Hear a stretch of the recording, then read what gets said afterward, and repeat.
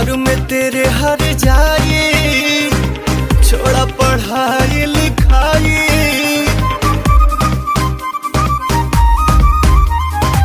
प्यार में तेरे हर जाए, छोड़ा पढ़ाई लिखाई।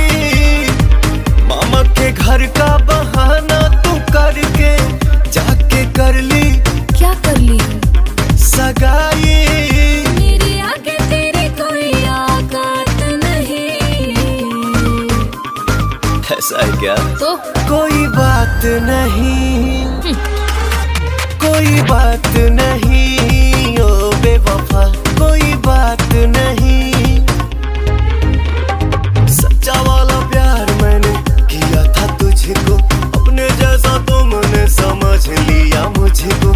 तेरे लिए रिश्ते नाते करके इग्नोर, नजरों में सबके गिरा लिया खुद को।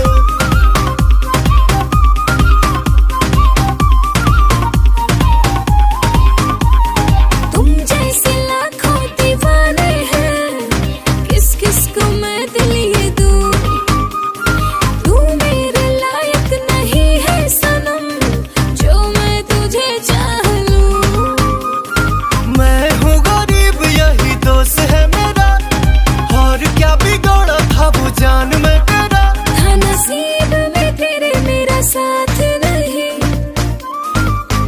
कोई बात नहीं, कोई बात नहीं हो बेवफा, कोई बात नहीं।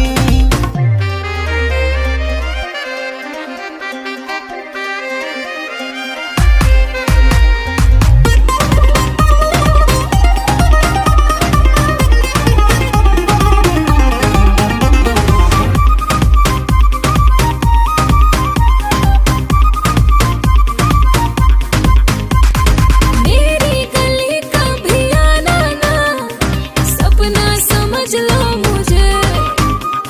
साजन आजाद बताएंगे, क्या चीज हूँ मैं तुझे। दुनिया से कह दो प्यार करना नहीं, किसी के लिए भी जीना मरना नहीं। तेरे संग मैंने किया कोई घात नहीं। कोई बात नहीं, कोई बात नहीं।